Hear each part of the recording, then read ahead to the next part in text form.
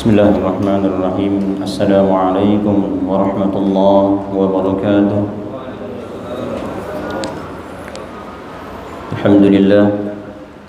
Alhamdulillahilladzi an'amana bi ni'matil imani wal islam. Wa asyhadu an la ilaha illallah wahdahu la syarika lah dzul jalali wal ikram. Wa asyhadu anna sayyidana wa nabiyyana Muhammadan abduhu wa rasuluh sahibul haudi wasyafa'ati wal maqam. Allahumma fasalli wa sallim wa barik ala abdika wa rasulih sayyidina Muhammadin wa ala alihi wa sahbihi masabihid dalam, amma ba'd. Faqad qala Allah ta'ala fil Qur'anil Karim, a'udzu billahi minasy syaithanir rajim, wa qulu linnasi husna, wa qulu linnasi husna. Wa qala Rasulullah sallallahu alaihi wasallam, min husni islamil mar'i tarkuhu ma la ya'ni. Wa qala Syafi'i radhiyallahu anhu, salasatun tazidu fil aqli, salasatun tazidu fil aqli, mujalasatul ulama wa mujalasatus salihin wa tarku ma la ya'ni. Qala Malik bin Dinar radhiyallahu anhu, idza ra'aita qasawatan fi qalbik wa dhulfan fi badanik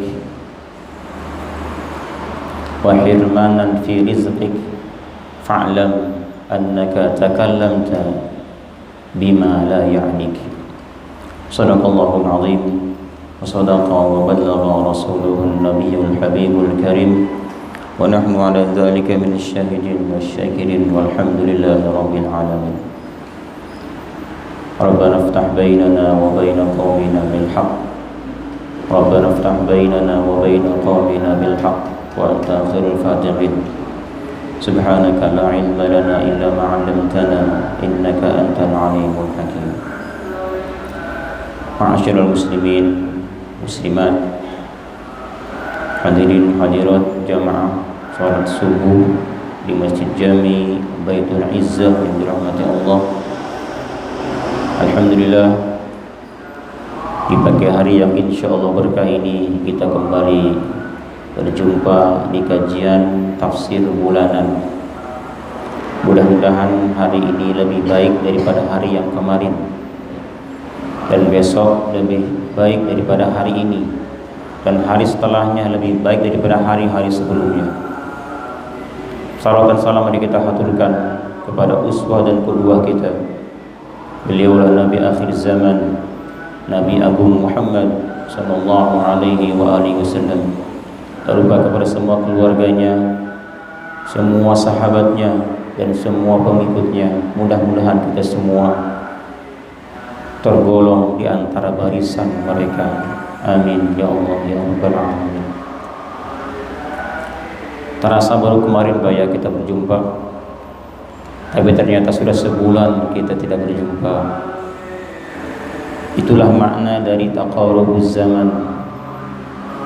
Akhir zaman nanti akan terjadi taqarubuz zaman, zaman saling berdekatan, zaman singkat, lebih singkat dari sebelumnya. Dulu lama satu hari itu, kita puasa dari pagi sampai sore menunggu lama. Tapi sekarang setahun terasa sebulan, sebulan terasa seminggu, seminggu terasa sehari, sehari terasa 1 jam, 1 jam 1 menit, 1 menit 1 detik. Dulu kalau kita hendak mengabari atau ingin kabar dari seseorang, itu berhari-hari baru dapat kabar. Tapi sekarang tinggal ambil HP, tinggal diklik bagaimana kabarnya, langsung sampai. Dulu kalau kita ke pasar berjam-jam baru sampai pasar, tapi sekarang tinggal buka HP, aplikasi Shopee, Lazada dan sejenisnya, langsung transaksi. Itulah makna taqarubuz zaman. Dan bahkan dulu juga pernah ceritakan ketika mereka belajar ilmu itu sampai bulanan untuk safarnya saja 1 bulan. Tapi sekarang ambil HP, buka aplikasi YouTube atau Google, cari, ketik di situ apa yang kita cari, dapatlah ilmu kita. Makanya ilmu zaman dulu dengan zaman sekarang jauh berbeda, berkahnya pun beda. Kenapa? Karena mereka mengedepankan yang ada dalam HP kita. Sementara kita tidak tahu apakah ucapannya itu atau ilmu yang kita dapati itu adalah ilmu yang satu jalan dengan kita, apakah bisa dipertanggungjawabkan. Tidak sedikit orang korban HP, korban ilmu dari HP, akhirnya apa yang terjadi? Suami istri bertengkar, bahkan bercerai. Tidak sedikit juga murid gurunya mengakukan gurunya, tapi dengan melihat HP, gara-garanya akhirnya dia tidak ta'zim kepada gurunya. Kenapa? Karena merasa ilmu yang didapati dari HP lebih bermanfaat daripada ilmu yang dia dapati secara nyata.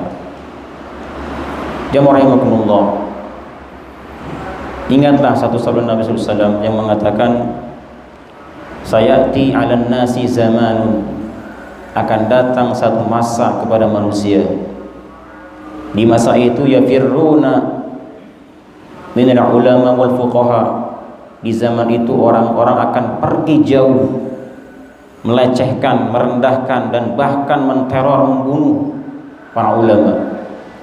Kemudian fayabtalihimullah bi salasi baliyat, Allah uji mereka dengan 3 ujian. Apabila zaman tersebut sudah terjadi, Allah uji mereka dengan 3 ujian. Yang pertama, yarfa'ullah al-barakah fi kasbihim, Allah akan angkat keberkahan usaha mereka. Usahanya banyak, hasilnya pun banyak, tetapi tidak ada kenyamanan, ketenangan, kedamaian. Penjaganya banyak, satpamnya, apanya, ada CCTV segala, tapi tetap tidak tentram, tidak tenang. Kenapa? Karena tidak berkah usahanya, selalu kurang dan kurang. Itulah makna diangkat keberkahan usaha mereka. Yang kedua,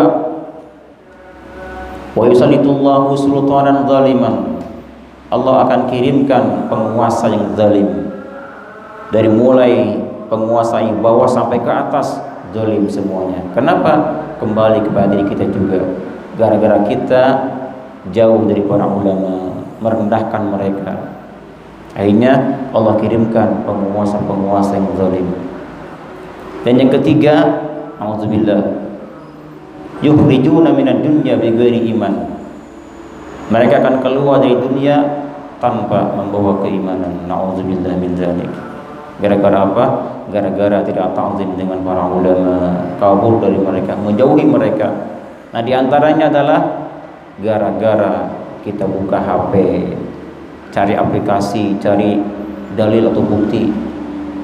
Oleh karenanya, alangkah baiknya kalau kita dapati sebuah ilmu, baik Google atau YouTube atau apapun, maka tanyakan kepada orang yang memang ahli dalamnya.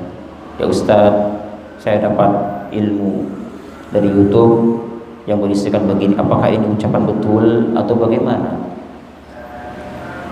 Karena ilmu itu bukan dengan cara melihat Al-Quran, bukan dengan cara melihat kitab, apalagi melihat HP. Nabi mengatakan innamal ilmu bitta'allum, ilmu itu dengan ta'allum, dengan belajar seperti ini, muwajahah, itu namanya ilmu. Jadi ilmu yang kita dapati itulah ilmu. Rasul mengatakan laisal ilmu bil mutala'ah, ilmu bukan dengan cara mutala'ah, melihat Al-Quran, Alkitab, hadis misalnya, apalagi HP, bukan ilmu. Kenapa? Karena kita tidak paham. Meskipun di Al-Quran disebutkan di situ ada terjemahannya, tetapi boleh jadi tidak seperti itu maknanya. Contohnya ada korban ayat Al-Quran yang tidak dia pahami. Allah mengatakan laisa 'alal ladzina amanu wa 'amilus shalihat junahun fima ta'imu, Laisa 'alal ladzina amanu wa 'amilus sholihat, tidaklah berdosa bagi orang beriman dan beramal saleh tentang apapun yang dia inginkan. Bayangkan, tidak dosa asal kita iman dan amal saleh apapun yang mereka inginkan. Dasar ayat ini akhirnya ada sebagian kelompok yang minum khamar, Pak, kata dia halal. Kenapa? Allah mengatakan di Al-Quran tidak berdosa bagi mereka yang menginginkan apapun asal iman dan amal soleh. Padahal ayat ini turun kepada sahabat-sahabat zaman dulu ketika belum ada ayat tentang haramnya khamar, itu tidak dosa, silakan saja. Tetapi pada saat sudah turun ayat khamar haramnya, innamal khamru wal maisir wal ansab ridsun min amali syaitan fajtanibu, kata Allah. Khamar itu adalah ridsun dari syaitan, makanya fajtanibu, jauhilah. Bukan umum, bukan, tapi khusus ayatnya ini. Dan masih banyak yang lain-lainnya. Oleh karenanya kajian-kajian seperti ini jangan kita tinggalkan. Kita upayakan bahwa inilah yang dimaksud dengan ilmu agama. Bukannya melarang, bukan HP, bukan. Artinya waspadaan kita, hati-hati dalam memilih. Takutnya kita terjerumus dalam fitnah akhir zaman. Dan terakhir, jangan lupa di akhir zaman ini bacalah baca doa sebelum kita salam, doa yang diajarkan Nabi. Allahumma inni a'udzubika min azabi jahannam wa min azabil qabri wa min fitnatil mahya wal mamati wa min syarri fitnatil masihid dajjal. Hafal, Pak? Ayo sama-sama. Allahumma inni a'udzubika min azabi jahannam wa min azabil qabri wa min fitnatil mahya wal mamati wa min syarri fitnatil masihid dajjal. Insyaallah kita semua akan dijaga oleh Allah Ta'ala dari fitnah kehidupan dunia dan akhirat. Amin ya rabbal alamin. Kita lanjutkan kajian kita surah Al-Falaq. Kemarin sudah kita bahas kajian tafsir surat An-Nas. Sekarang kita akan kaji surah Al-Falaq. Sebelumnya mari kita sama-sama membaca ayat ini dan berharap mudah-mudahan berkahnya surat ini Allah amankan, Allah jaga kita dari segala mara bahaya. Amin. Karena surat ini surat Al-Mu'awwidzah, pelindung diri, penjaga diri dari apa? Dari syarri ma khalaq, dari keburukan semua makhluk Allah Ta'ala, termasuk virus corona. Insyaallah. Ayo sama-sama. A'udzu billahi minasy syaithanir rajim. Silakan. A'udzu billahi minasy syaithanir rajim. Bismillahirrahmanirrahim. Bismillahirrahmanirrahim. Qul a'udzu birabbil falaq. Qul a'udzu birabbil falaq. Min syarri ma khalaq. Min syarri ma khalaq. Wa min syarri ghasiqin idza waqab. Wa min syarri ghasiqin idza waqab. Wa min syarri naffatsati fil 'uqad. Wa min syarri naffatsati fil 'uqad. Wa min syarri hasidin idza hasad. Wa min syarri hasidin idza hasad. Shadaqallahul azim. Shadaqallahul azim. Kita akan kaji dari ayat ini, surat ini. Yang pertama, dari turunnya di mana. Yang kedua, keutamaan surat ini. Yang ketiga, asbabun nuzul, sababun nuzulnya surat ini. Dan yang keempat, terakhir, baru kita akan kaji dari sisi makna perkata ayat yang surat yang mulia ini. Jamaah rahimakumullah, di depan saya ini ada kitab Tafsir As-Sawi. Ini adalah syarah daripada Tafsir Al-Jalalain. Al-Quran ditafsiri dengan Tafsir Al-Jalalain. Al-Jalalain ditafsiri lagi dengan Tafsir As-Sawi.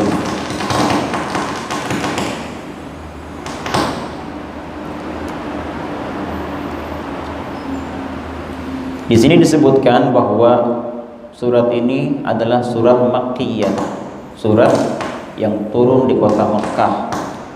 Menurut pendapat Al-Hasan, Atha dan Ikrimah, surat ini disebut dengan surat atau turun di kota Makkah, Makkiyah. Pendapat kedua mengatakan surat ini adalah surat Madaniyah, turun di kota Madinah. Pendapat tadi Ibnu Abbas, Qatadah dan jamaah yang lainnya, dan inilah pendapat yang sahih. Jadi yang paling sahih adalah Al-Falaq ini turun di kota Madinah. Yang pertama. Yang kedua, tentang keutamaannya. Ada sebuah hadis Nabi SAW disebutkan di sini. Beliau bersabda, "Laqad unzilat alayya suratani ma unzila mithluhuma." Sungguh telah diturunkan kepadaku dua surat yang tidak ada bandingannya. Tidak ada bandingan dari sisi tahassun, tahaffuz.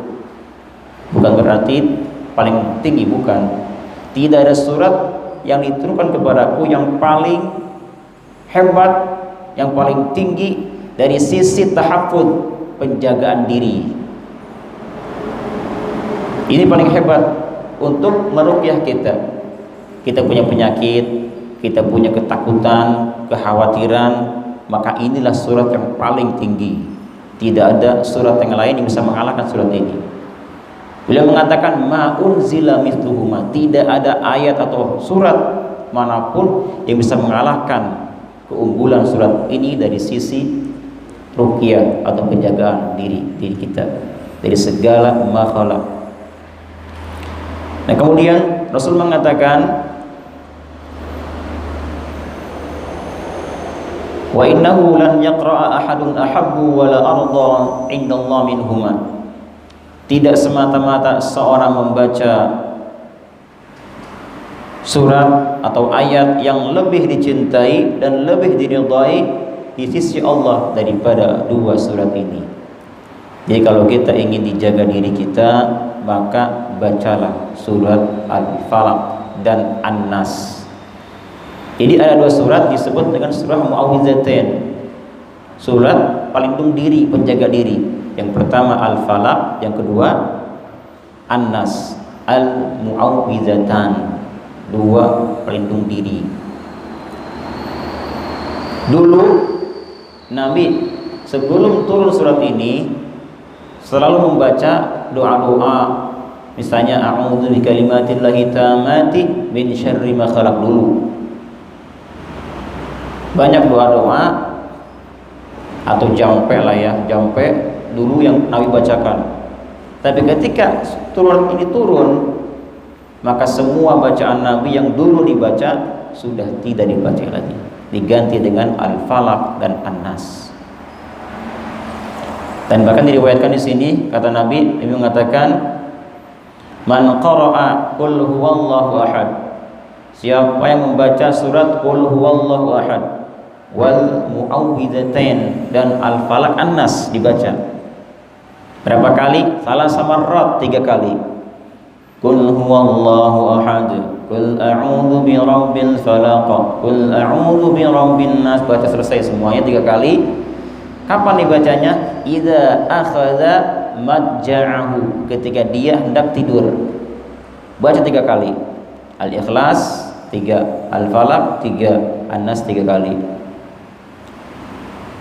Fa idza qubida, apabila dia mati malam itu, qubido syahidan, maka dia mati sebagai orang yang syahid. Subhanallah, syahid. Kalau masih hidup, wa idza asya maghfurun lah, jika dia masih hidup, maka hidup dalam keadaan diampuni dosanya. 3 kali Pak, 3 kul, 3 lagi dibacanya. Sebagian meriwayatkan baiknya sebelum dibaca ditiup dulu telapak tangan kita, 2 telapak tangan kita ditiup, kemudian dibaca 3 kul tadi. Setelah selesai, tiup lagi, usapkan ke semua tubuh. Insya Allah kita akan dijaga dari semua mana bahaya, penculikan misalnya, kebakaran, apalagi kehilangan barang. Pokoknya apapun mara bahaya, Allah akan jaga. Termasuk setan yang menggoda kita, sihir, santet, teluh apa, insya Allah Allah jaga berkahnya surat ini. Jamaah rahimakumullah. Dan surat ini Al-Falaq, An-Nas disepakati semua sahabat semua sepakat, dan ahli bait sepakat bahwa ini adalah Al-Quran, terkecuali satu sahabat yang tidak mengatakan bahwa Al-Falaq dan An-Nas itu bukan Al-Quran. Siapakah beliau? Abdullah bin Mas'ud. Beliau mengatakan, diriwayatkan bahwa Al-Falaq, An-Nas bukan termasuk Al-Quran.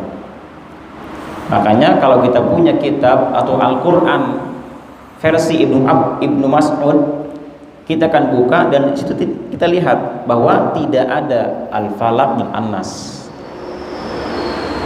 Kenapa? Yang kita tidak boleh juga merendahkan beliau, tidak boleh. Kenapa?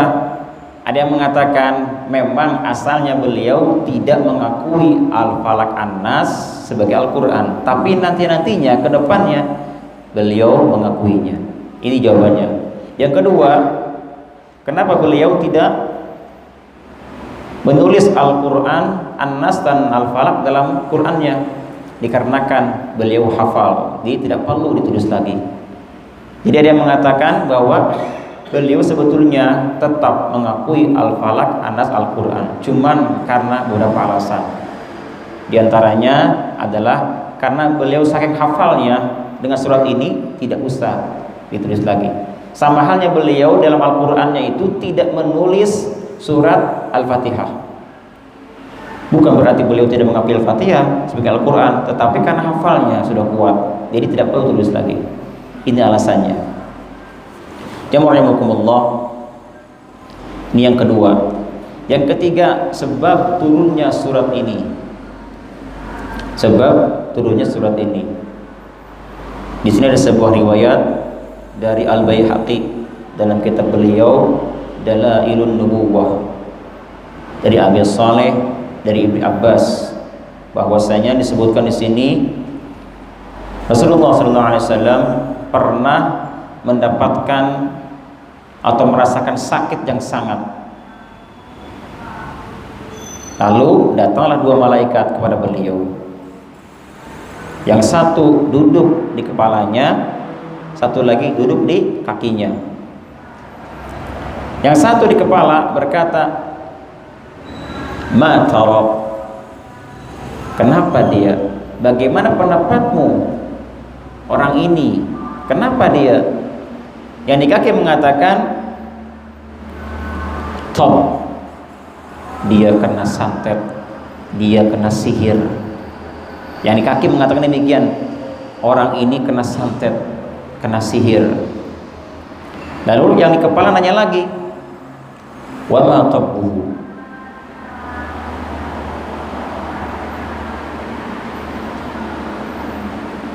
waman sahar, siapa yang telah menyantetnya, menyihirnya. Kemudian yang di kaki berjawab, Lubaid bin A'sam al-Yahudi. Jadi ada orang Yahudi namanya Lubaid bin A'sam. Dia sakti, Pak, sakti hebat.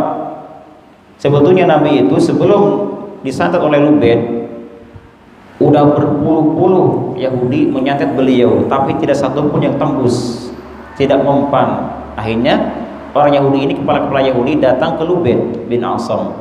Kenapa? Karena dia adalah pakar dalam ilmu sihir, ilmu santet. Seandainya engkau, hai Lubaid, mampu menembus sihirmu kepada Muhammad, maka kami akan berikan imbalan sebanyak 3 dinar waktu itu. Akhirnya Lubaid cari cara bagaimana Muhammad kena santet.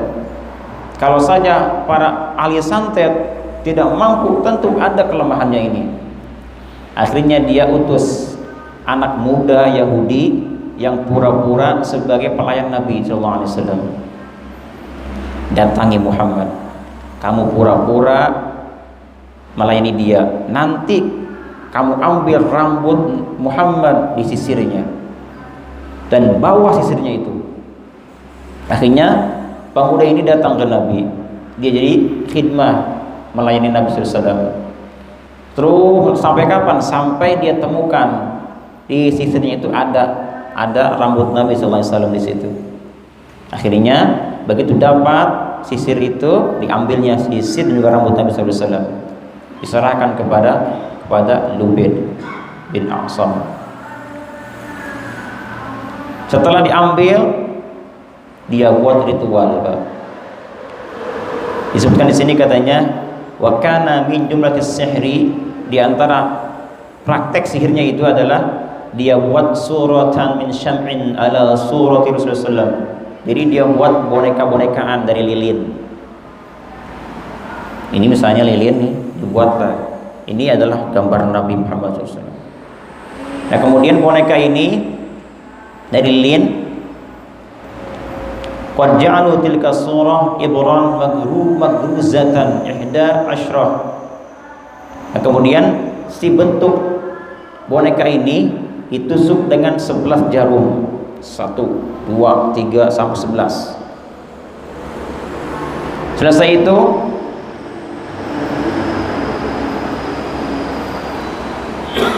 wa watara fihi 11 uqdatan, dibuat lagi satu lagi apa? Tali senar, dibuat 11 pintalan, diikat 11 pintalan, sebetas ikat 11 ikatan. Kemudian dibelitkan kepada si boneka tadi, terus di wadah, taruh di wadah. Ternyata begitulah santet, Pak. Selesai itu, akhirnya Nabi merasa sakit yang sangat. Ada yang mengatakan Nabi menderita kena sihirnya Lubaid selama 40 hari. Ada yang mengatakan 60 hari. Ada yang mengatakan setahun lamanya. Dan inilah pendapat yang paling kuat. Ini Nabi kena sihir itu selama setahun lamanya. Tetapi tidak seperti kita. Kalau kita kan gerung-gerungan, menderita terus, tapi enggak. Sama seperti kita, biasa-biasa saja. Dalamnya biasa, cuma luarnya saja yang kena. Akalnya tidak rusak, hatinya apalagi tidak rusak, cuma luarnya yang kena. Artinya apa? Selama itu setahun Nabi tidak pernah berhubungan badan dengan istri-istrinya. Sampai Aisyah mengatakan bahwa Nabi Muhammad SAW tidak pernah menghubungiku selama setahun lamanya di masa-masa itu. Kenapa? Karena masih kuat fisik Nabi, tapi ketika datang ke satu istrinya lemah syahwatnya, tidak bisa bangun. Fatar, ada fatar sini. Akhirnya datanglah 2 malaikat tadi memberitahukan. Nah kemudian setelah 2 malaikat ini berdiskusi, tanya bertanya, lalu apa kata malaikat ini? Ayuhu, katanya, di manakah alat-alat sihirnya itu? kata yang di kepala. Yang kaki mengatakan fi bi'ri ali fulan tahta sakhrah fi Ruqayyah. Itu semuanya ada di bawah batu dalam sumur. Di situ ternyata diletakkan alat-alat sihirnya, diletakkan di bawah sumur, di bawah batu. Nah, kemudian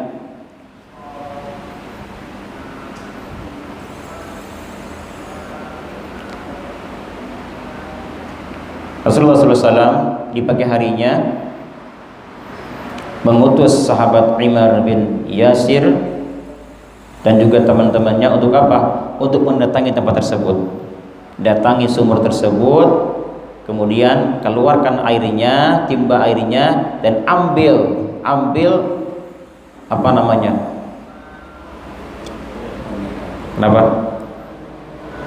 alat sihirnya itu, keluarkan. Nah, ketika mereka menimba sumur tersebut, ditimba, fanazahu al-ma'a summa rafa'u as-sakhra wa akhraju wa akhraquha. Nah, dia dapati ternyata ada tuh alatnya itu, ada semuanya di wadah dibuntal dengan kain, dibuka kainnya, ternyata disitulah ada alat-alat sihirnya. Dan ketika mereka menimba air, itu terasa air seperti air apa? Air pacar katanya. Jadi seperti air pacar, Pak, keruh. Karena mungkin ada tulisan apa di situ, airnya campur dengan air sehingga seperti itulah, seperti pacar air tersebut. Akhirnya setelah dikeluarkan, dibakar, dan si boneka tadi yang ada tusukan 11 itu dicabut. Setiap kali dicabut satu jarum, Nabi merasa sakit. Tetapi setanya ringan. Cabut lagi, sakit Nabi sampai selesai. Dan setiap kali dibuka pintalan-pintalan tadi, ikatan-ikatan buntalan tadi, dibacakan surah Al-Falaq, satu ayat. Qul a'udzu birabbil falaq, terbuka satu. Makanya kan Al-Falaq dan An-Nas kalau kita gabung ada berapa ayat, Pak? Ada berapa? Al-Falaq berapa? Ada 5. Kalau An-Nas 6. 5 tambah 6 11. Setiap dibaca satu ayat, terbuka satu ikatan. Qul a'udzu birabbil falaq, terbuka. Min syarri ma khalaq, terbuka lagi sampai selesai. Minal jinnati wan nas, terbuka semuanya. Subhanallah. Ini hebatnya surah Al-Falaq dan An-Nas. Makanya kita bersyukur kepada Allah Ta'ala bisa hafal 2 surat ini. Jangan pernah kita tinggal. Katanya bahwa orang yang baca surah Al-Falaq, surah An-Nas, surah Al-Ikhlas, yakfika min kulli syai'. Allah cukupkan dia dari segala sesuatu. Kita butuh apa? Kita takut apa? Baca 3 surat ini. Insya Allah Allah jaga, Allah cukupkan kehidupan kita. Ya rahimakumullah. Itulah sebab turunnya surat ini. Gara-gara Nabi kena sihir. Nah, sekarang kita kaji dari sisi maknanya. Kita buka coba Al-Falaqnya ada. Kita artikan coba secara berkata, Qul a'udzu birabbil falaq. Qul, katakanlah Muhammad, a'udzu birabbil falaq. A'udzu, aku berlindung. Kepada siapa? Birabbil falaqi, kepada Tuhan yang menguasai subuh. Falak biasanya diartikan dengan mana subuh. Padahal kalau kita lihat di tafsir Al-Qur'an di sini, bahkan Ibnu Katsir, Al-Qurtubi, itu mereka mengatakan bahwa makna Al-Falaq bukan subuh saja, Pak. Banyak. Di antaranya Al-Falaq adalah baitun fi jahannam. Satu rumah neraka jahannam. Apabila dibuka rumah ini, maka penghuni neraka akan berteriak saking panasnya. Dibuka saja, Pak, namanya ada falak. Falak itu artinya apa? Rumah di neraka jahanam. Jika dibuka pintunya, berteriak penghuni neraka, saking panasnya falak ini. Yang kedua dia mengartikan sijnun fi jahannam, penjara di neraka jahanam. Ada penjara namanya falak, penjara di neraka jahanam. Yang ketiga ada yang mengatakan bahwa ismun min asma'i jahannam, itu salah satu nama jahanam adalah al-falak. Falak termasuk salah satu nama jahanam. Yang ketiga, yang keempat, wadin fi jahannam. Falak adalah satu lembah, satu jurang yang ada di neraka jahanam. Itu falak juga artinya. Yang keberapa? Yang kelima, syajaratun finnar, nama pohon di neraka. Ada pohon zakum, ada juga pohon falak namanya. Neraka, pohon neraka. Yang terakhir bisa diartikan juga al-falak dengan ar-rahim, rahim. Rahim tempat janin diartikan juga. Cuma mana paling masyhur di sini adalah al-falak artinya subuh. Kenapa? Karena qul a'udzu birabbil falaq. Subuh itu datang setelah kegelapan. Gelap kan, mencekam, menakutkan. Datanglah subuh. Seakan-akan apa? Yang tadinya mencekam, menakutkan, hilang. Gara-gara apa? Terbitnya sinar, terangnya subuh. Makanya para ulama lebih mengutamakan mana subuh ini. Qul a'udzu birabbil falaq. Aku berlindung kepada Allah dari Tuhannya apa? Kepada Tuhannya yang menguasai subuh. Dari apa? Min syarri ma khalaqa. Min syarri ma, dari segala keburukan ma. Ma itu makhluk. Dari segala keburukan makhluk, khalaqa, yang telah ia ciptakan. Dalam tafsir Al-Jalalain disebutkan min hayawanin mukallab wa ghairi mukallab wa jamad. Baik makhluk di sini adalah makhluk yang hidup ataupun yang mati. Kita minta dijaga dari makhluk yang hidup dan yang mati. Manusia yang berakal atau hewan yang tidak berakal, atau jamad. Seperti apa? Seperti angin misalnya, seperti racun, api, dan sebagainya. Kita minta dijaga dari semua makhluk Allah Ta'ala yang jahat. Yang kedua, dijaga dari apa? Wa min syarri ghasiqin idza waqab. Dan dari keburukan ghasik, keburukan malam, idza waqaba, apabila telah gelap gulita. Di sini tidak disebutkan wa min syarri naharin, tapi ghasiqin, dari keburukan malam. Kenapa bukan siang? Karena waktu malam adalah waktu yang lebih bahaya daripada waktu siang.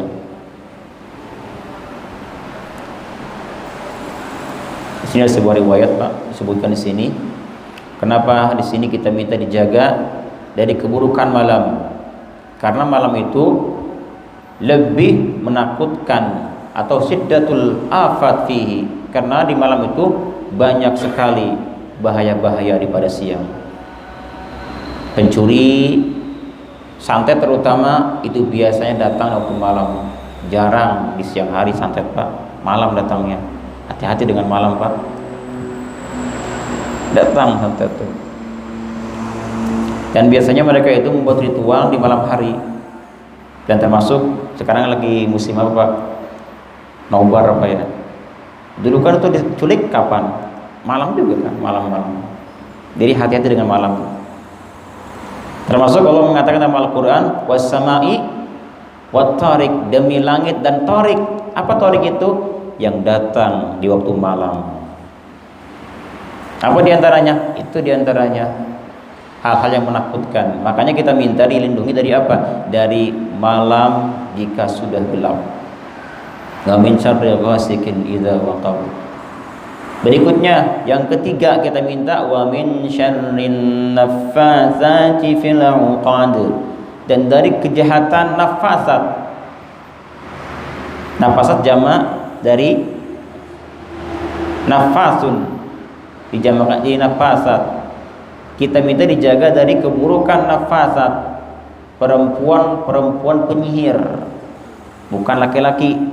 Tapi nafasat, perempuan penyihir. Bukan laki-laki Pak, tapi perempuan. Tidak ada cerita kakek sihir, nggak ada kan? Yang ada adalah nenek sihir. Kenapa Pak? Padahal kan laki-laki juga banyak. Bahkan tadi diriwayatkan kan itu Ruben. Dia kan laki-laki pakar sihir. Tapi kenapa di Al-Quran nafasat? Itu bedanya kenapa? Ketika kita minta dilindungi dari gosikin itu tidak bertanwin, tidak beralif lam. Gosikin, hasidin tidak beralif lam, tidak dikatakan wa min syarril ghasiki, wa min syarril hasidi. Tapi di sini dia pakai alif lam, wa min syarrin nafasat. An-nafasat pakai alif lam, ghasikin dan hasidin tidak beralif lam. Bedanya apa di sini? Karena ghasikin dan hasidin itu adalah tidak semuanya. Jadi umum, mananya umum. Umum, tidak beralif lam. Tapi kalau nafasat dia khususkan orangnya siapa. Jadi ternyata yang membantu Luben ini ketika dia membuat ritual sihirnya adalah anak-anaknya sendiri perempuan dan saudara-saudaranya perempuan. Dan di sini lebih menarik Pak, ada sebuah riwayat di sini. Kenapa perempuan disebutkan di sini? Bahwa ada sebuah riwayat annahu ba'da gharqi Fir'aun wa qaumihi wa tawajjaha Musa wa qaumuhu liqital jabbarin malaka Isa'ul Qibti Misra. Nah ini menarik nih. Jadi dulu itu setelah Fir'aun tenggelam dan juga kaumnya tenggelam, kemudian Musa menuju memerangi kaum Jabbarin. Akhirnya Mesir ditinggalkan karena dia memerangi kaum Jabbarin. Dan ternyata Mesir itu waktu itu dikuasai oleh semua perempuan. Mereka berkuasa di situ selama 600 tahun lamanya, berkuasa di tanah Mesir. Terus wa aqamna fiha sittami'ati sanah kullama qasadahunna askarun sawarna suratahu. Setiap kali ada satu tentara yang datang menuju Mesir, langsung perempuan-perempuan ini membuat satu boneka.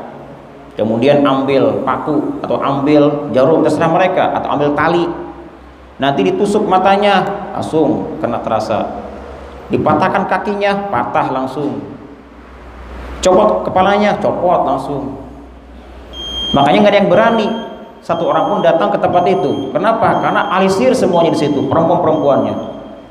Nah di sini masyhur, makanya masyhur bahwa penyihir itu adalah perempuan karena mereka lebih mendalami, menjiwai tentang sihir daripada laki-laki.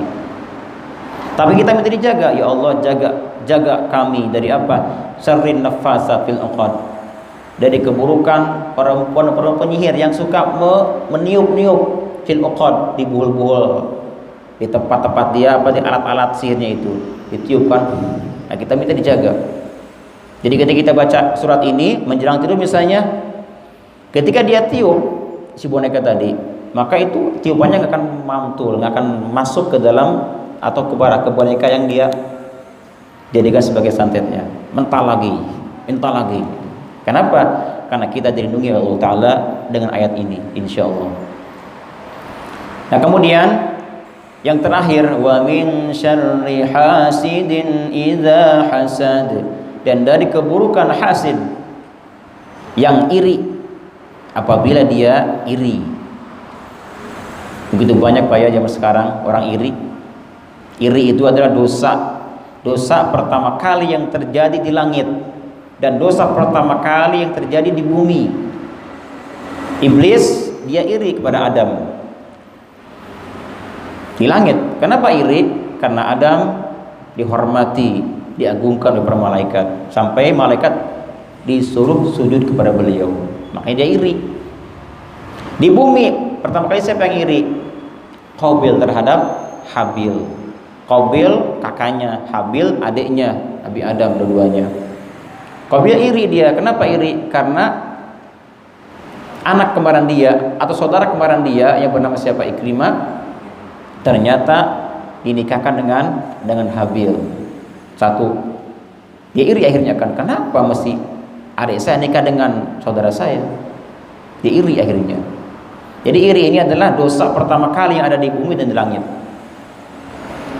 Dan jangan salah Pak, ketika orang iri, dengki, pasti dia akan melakukan sesuatu. Misalnya dengan doa, ya Allah mudah-mudahan usahanya hancur misalnya. Tidak mempan juga, tidak cukup, datang ke dukun dia, Pak dukun, tolong dong, sakit hati saya. Kenapa? Kasih saya, pacar saya nikah dengan orang lain, hancurkan rumah tangganya, tuh kan? Gara-gara iri ini. Orang naik pangkat, naik jabatan, ada aja irinya. Makanya hati-hati. Kalau kita dapat kenikmatan, hati-hati. Ada orang yang iri kepada kita. Semua nikmat, kata Nabi, kullu dzi ni'mah mahsulun sahibuha. Kullu dzi ni'matin, setiap orang punya nikmat, mahsul, diiri sahibuha. Siapa orangnya? Kecuali satu yang tidak akan ada irinya. Orang berilmu ada iri, banyak harta sama, naik jabatan juga sama, istri cantik sama, punya mobil, motor apa, ada iri. Kecuali satu, apa? Kecuali tawadu, merendahkan diri kita, merendah kepada Allah, kepada sama kita. Nggak akan ada iri Pak. Ada orang misalnya sopan, punten, nggak akan ada, kurang aja orang nih, santet saya ini, nggak bisa begitu dia. Justru ketika orang merendah kepada kita, dia nggak akan iri, senang dia, masya Allah, sopan amat ya orang. Hanya satu Pak yang tidak akan diiri, yaitu tawadu, merendah diri. Demikian, kan sudah berdering, mungkin diantara jamaah ada yang bertanya, tafadhol.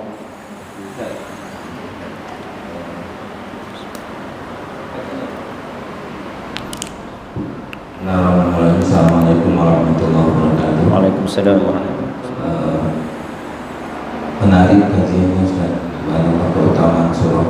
Tadi biasanya kan ciri-ciri ayat Madaniyah dan Makkiyah itu pendek-pendek ya. Kebanyakan yang kita pahami ini turun semua kul 30 ini kan di Makkiyah. Tapi tadi disampaikan yang lebih masyhur itu Madaniyah di Madinah. Nah, namun begitu yang saya mau cermati di sini, kalau itu di Madinah dan Rasul sudah resmi diangkat Allah menjadi Rasul, dan semuanya wahyu yang disampaikan Rasulullah, tentunya ini kan Allah lindungi, kan sudah Allah jamin. Wahyu perkataan Rasulullah sendiri pun wahyu. Tapi kenapa masih saja sihir itu mempan? Kenapa masih saja sihir itu bisa menembus benteng yang wahyu yang ada pada Rasulullah? Kan harusnya kan terjaga, tidak sampai 1 tahun tadi menderita. Rasulullah kasih Allah, kenapa sampai 1 tahun dibiarkan menderita? Ini kira-kira yang pertama. Yang kedua, ini saya sampai sekarang masih bertanya-tanya Ustaz. Bahkan waktu saya menuliskan proposal untuk S3 dan teman saya juga saya kalau mau melanjutkan, profesornya menerima langsung Ustaz. Waktu itu saya masih ingat, saya berjudul Islamic Magic, The Black Magic in Indonesian Law dan in Islamic Law. Jadi hukum Black Magic tadi termasuk santet, tapi kaitannya dengan pidana, kaitannya dengan fikul jinayah kan. Nah, bagaimana waktu itu masalah pembuktian dan profesornya menarik, oke tulis gitu kan. Apalagi kasusnya Indonesia, yang paling banyak kasus black magicnya di dunia ini. Kalau dibilang Indonesia termasuk salah satu yang orang pasti melihat praktek black magicnya, santetnya terbesar. Makanya waktu itu alasannya diterima, tapi tidak ada yang melanjutkan karena masalahnya di hukum itu pembuktian. Masalah pembuktian, benar nggak dia melakukan? Siapa expertnya? Siapa ahlinya yang bisa membuktikan bahwa ini melakukan pembunuhan? Jadi kasusnya begini Ustaz, kalau di jinayah pembunuhan langsung itu evidennya kan bisa kelihatan, buktinya kan bisa ada yang menunjukkan bahwa dia melakukan pembunuhan. Tapi ada kajiannya Ustaz, di jinayah itu qatlus syibul am, kita membunuh tadi pakai perantara, pakai black magic. pakai santet. Nah, bagaimana hukumnya? Yang mau saya tanyakan Ustaz, teman-teman, bagaimana hukumnya dan membuktikannya orang yang membunuh, misalnya tadi, apalagi nanti statusnya masih Islam, orang yang membunuh dengan santet, terus dibulah, membunuh yang mirip dengan pembunuhan gitu. Dengan perantaraan itu orang terbunuh gitu. Kayak tadi kan pakai boneka, pakai buhul-buhul, ditiup. Nah, kemudian kan menderita yang lain. Karena bahkan terbunuh misalnya. Pertama yang mau saya tanyakan, bagaimana hukumnya orang yang membunuh dengan magic, dengan santet, orang itu mati, tapi dia belum sempat bertobat, atau dia mati misalnya. Yang kedua, bagaimana hukumnya dia membunuh tapi masih hidup? Bagaimana membuktikannya bahwa dia telah membunuh orang yang disantetnya? Nah, mudah-mudahan ini bisa membuat gambaran sedikit ke saya, karena di prakteknya ini banyak, Ustaz. Prakteknya banyak, di daerah saya juga ini banyak. Ya iri tadi, ya kan? Bahkan di Islamik sendiri tadi kalau bahasanya falak itu ada falaki, Ustaz. Ya ada falak, ada falaki. Apakah tempat itu tempat ya bahasa-bahasa yang tadi? Kenapa dinamakan falak gitu kan? Ya jahanam semua tadi bahasanya kan. Kenapa ada kaitannya nggak Ustaz nama falak atau ada nama yang baiknya gitu, dari falak itu? Dia ada 3 yang saya tanyakan Ustaz. Mohon penjelasannya. Demikian. Assalamualaikum warahmatullahi wabarakatuh. Waalaikumsalam warahmatullahi wabarakatuh. Ini berat pertanyaannya nih. Berat, Pak. Yang pertama, kenapa surat ini lebih sahih, lebih kuat disebut dengan Madaniyah? Sementara kan di antara tanda-tanda Mekah itu adalah di antaranya ayatnya pendek-pendek. Qul a'udzu birabbil falaq. Ini kan pendek, mestinya Makkiyah dong, bukan Madinah. Kenapa Madinah yang diunggulkan? Karena di sini jawabannya adalah karena melihat dari sisi turunnya di mana. Ketika Nabi disantet itu, disihir, itu terjadi setelah perang Hudaybiyah, Khaybar. Dan itu Nabi berada di kota Madinah.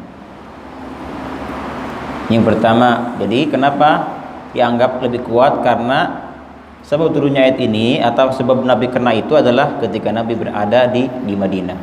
Persis ketika Nabi sudah perang Khaybar, datang pembesar Yahudi ke Lubaid ibnul A'sam. Pertanyaan kedua, apa tadi Pak? Kenapa masih terus? Kenapa? Kan beliau Nabi. Allah janji di Al-Quran, wallahu ya'simuka minan nas. Allah jaga kamu Muhammad dari minan nas, dari manusia. Apapun manusia melakukanmu tidak akan pernah luka. Tapi kenapa kok sihirnya tembus? Yang pertama, Nabi itu basyarun. Basyarun manusia, tapi la kal basyar, tidak seperti manusia. Nabi itu punya sifat basyariyah, sifat manusia, seperti tidur, makan, minum, jalan, sama seperti kita, tapi beda, tidak persis mirip kita. Nabi tidur, matanya tidur, hatinya tidak tidur. Kalau kita mata tidur, hati pun tidur. Nabi tidak seperti itu. Nah, kemudian apa hikmahnya di sini Nabi kok kena sihir? Nabi kena sihir tapi tidak seperti manusia. Kalau manusia biasa akan mati, seketika juga akan mati. Tapi Nabi perhatikan tidak mati, bahkan biasa seperti biasa. Cuma kadang-kadang Nabi merasakan sakit kadang-kadang. Sehingga ketika klimaksnya itu, ketika Nabi sakit, akhirnya datanglah malaikat dua tadi. Datang dua malaikat tadi memberitahukan bahwa Nabi kena sihir.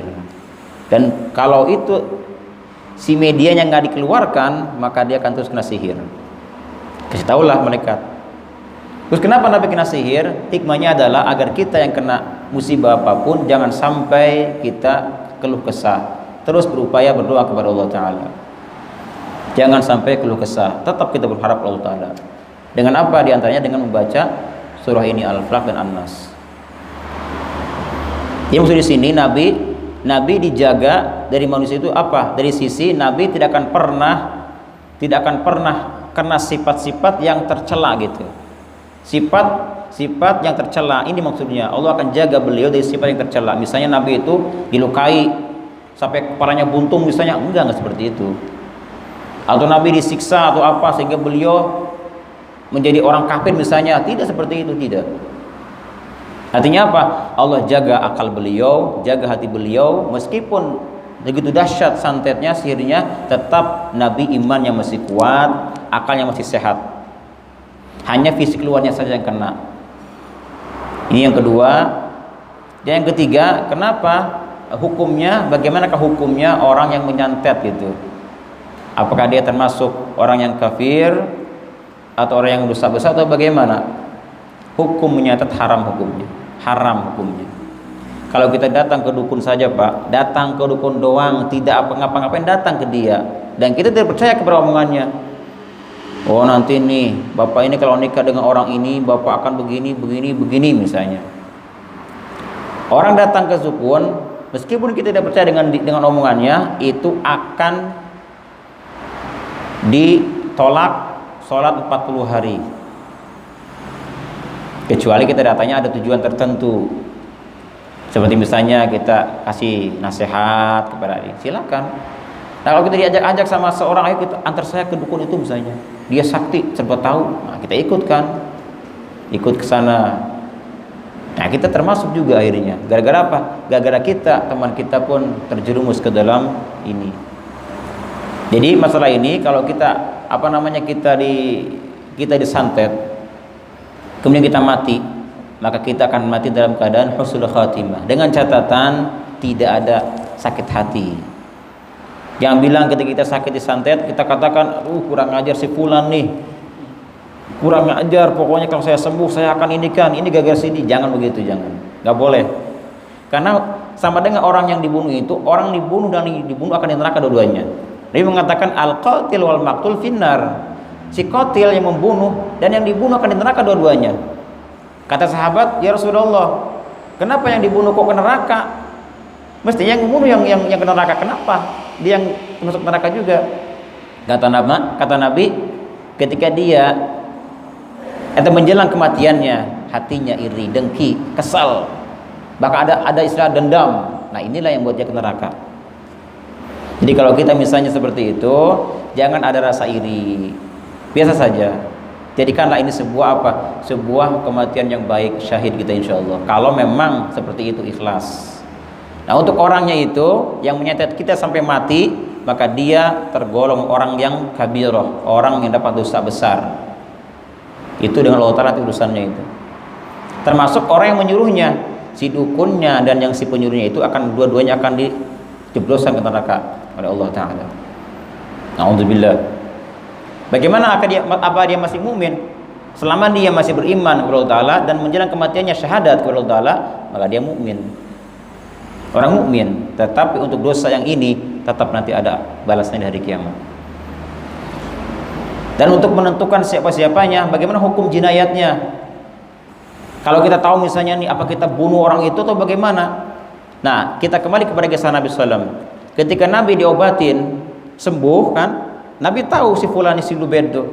Ketika itu Nabi ditanya oleh sahabat, ya Rasulullah, apa saya bunuh orang itu? Apa kata Nabi? Jangan dibunuh. Ini contoh buat kita. Jadi orang seperti itu jangan dibunuh. Jangan, biarkan saja. Kalau memang kita mampu membuat dia takluk, silakan Bapak tempur dengan dia. Dia baca dengan mantra dia, kita baca ini Al-Falaq maksudnya atau An-Nas. Baca biar dia taubat nih, kembalikan sihirnya kepada dia ya Allah. Seperti itulah. Jadi susah Pak. Kalau kita katakan dia orangnya, susah juga. Kita datang ke seseorang misalnya Pak Ustaz atau Pak Kiai misalnya, kira-kira siapa yang jahat nih? Hati-hati Pak, hati-hati nih, jangan mudah percaya kita. Oh itu yang jahat itu rumahnya dekat Bapak, itu yang warna kuning misalnya. Rumahnya warna kuning, terus orangnya itu berjenggot misalnya. Hati-hati Pak, setan tuh pinter dia. Setan tuh datang nanti menjelma di dalam otak dia itu, seperti inilah orangnya. Jadi jangan juga kita percaya terhadap kabar dari seorang yang beritahukan bahwa si fulan adalah yang menyihir kita, jangan dipercaya. Karena khawatir setan yang akan yang pura-pura mewujud seperti orang itu. Nauzubillah, nauzubillah. Inilah. Kan Nabi udah tahu kan yang bunuhnya, iya kan? Tapi kan Al-Quran menyebut juga ya lagi nama itu di luar itu kisos berarti kan harus kisos kan? Kena dia Pak, kalau kena Nabi kena lagi nanti dia. Pokoknya kita meskipun kita nggak balas dia, pasti suatu hari nanti si Ruben akan kena santet juga. Karena al jaza jinsul amal, al amal bin jinsil jaza. Jadi al jaza balasan itu adalah bin jinsil amal, tergantung amal kita. Kalau kita pernah bunuh orang, maka kita pun akan dibunuh orang. Jadi kita nggak usah repot-repot Pak. Saya balas dia ini dengan ini, nggak usah. Allah akan balas orang tersebut. Kalau kita tidak bisa kisos dia, maka Allah akan balas kisos kita. Yakinlah. Kecuali kita lihat sendiri Pak, wah ini orangnya nih, yang bunuhnya nih, kita dengan mata kita baru kisos. Kayak ini susah juga. Susah. Ada kabar dari Ustadz Fulan si anu yang bunuh, hati-hati juga kita, nggak yang mudah percaya juga, takutnya bukan dia orangnya. Meskipun memang seperti itu ke arah sana orang-orang tuh dia suka begini-begini. Karena kan nggak jelas. Dalam fikih itu fahkum bidzawahir, maka hukumilah dengan yang nampak yang jelas. Ada buktinya, ada realnya yang terlihat oleh kita. Silakan hukum. Kalau tidak jelas, jangan sampai kita salah tindakan. Akhirnya apa yang terjadi? Nauzubillah, nanti kita akan terjerumus ke dalam dosa. Demikian Pak. Apa? Kalau tadi melihatnya adalah tidak boleh dikembalikan ya. Kalau kita minta doa, ya Allah kembalikan yang miripnya dari mana? Dengan konsep yang tadi. Karena betul-betul bahwa kita nggak tahu, tapi mohon Allah. Jadi ini adalah dari orang yang membuat, kembalikan kepada orang yang membuat gitu. Nah ternyata dia malah meninggal, gimana dengannya? Balik lagi. Oh, kita berdoa kepada Allah, ya Allah, semoga yang menyantet saya dikembalikan santetannya itu gitu ya. Akhirnya kembali kepada dia, matilah dia. Itu nggak masalah Pak. Nggak masalah itu. Berarti itu adalah al jaza bin jinsil amal. Jadi balasan kembali kepada dia sendiri. Nggak masalah itu. Karena kita berdoa juga nggak ini kok. Ya Allah kembalikan santet dia. Kalau emang berat santetnya, ya kembali ke dia keberatan dia. Kalau kecil, misalnya cuma pusing doang ya, dia pusing. Itu kembali kepada diri dia sendiri. Itu nggak jahat nggak. Kita hanya minta kembalikan apa kiriman dia ya Allah kepada pemiliknya. Udah gitu saja. Jangan lebih dari itu. Tapi ya Allah binasakan dia kembali. Wah ini lebih dari ini ukuran. Nggak boleh juga kita berdoa. Kita boleh balas. Kan nggak tahu Pak. Biasanya kita menyebut orang pintar Pak. Masyarakat kita, kalau kita udah tahu kenapa dia sakit, kenapa dia menderita, datang orang pintar. Yang tadi ini orang pintar ini kadang-kadang ustad atau kiai kan. Sehingga kadang-kadang didoakan melalui doa ini disebutkan, oh yang ini yang buat, kayak tadi kan, oh ini yang buat. Nah, didoain lah mau doa supaya balik sihirnya kepada orang yang buat, kan begitu biasanya. Cuma bahasa yang selalu di masyarakat, orang pintar itu orang baik, orang Islam, ustadz atau kiai, ini yang kadang-kadang gimana menurut Ustaz? Iya, seperti itulah. Ya kalau misalnya disebutkan orangnya, tapi kita juga jangan tahu juga percaya yang ucapannya. Meskipun mungkin dia lihat ini orangnya nih, meskipun seperti itu, jangan seperti itu. Kalau belum kuat hujahnya, jangan sampai seperti itu. Nah untuk masalah tadi mengembalikan sihir kepada orangnya, pemiliknya, itu silakan saja. Silakan. Karena Allah mengatakan dalam Al-Quran, faman i'tada 'alaikum fa'tadu 'alaihi bimithli ma i'tada 'alaikum. Siapa yang pernah menyakitimu, maka balas dengan sebanding. Kita ditampar orang pas sebelah kanan, ceplok aja. Tampar lagi, samakan tapi kalau dia pelan lagi, ceplok gitu. Dia hina kita, dasarku monyet misalnya, ya kita sebut lagi, lu juga monyet gitu. Jangan lebih, lu monyet babi. Nah, ini nggak boleh nih. Jadi kalau kita mau balas, silakan balas. Wa in aqabtum, di ayat Allah mengatakan wa in aqabtum fa'aqibu bimithli ma uqibtum bi. Jika mau balas dengan setimpal gitu. Jadi samakan, serasikan. Nah, sama kayak tadi kita disantet orang. Jadi kita mintanya apa? Ya Allah kembalikan santetnya. Udah gitu aja. Kita mah panahnya apa? Kembalikan santetnya Allah 7 turunan. Nah, ini nih bahaya ini, 7 turunan dibayangkan. Nggak boleh Pak. Kalau kita mau balas silakan, tapi yang setimpal dengan tindakan perbuatan orang tersebut. Demikian Pak, semoga bermanfaat buat kita semua. Kita tutup dengan pembacaan subhanakallahumma wa bihamdika asyhadu an la ilaha illa anta astaghfiruka wa atubu ilaik. Assalamualaikum warahmatullahi wabarakatuh.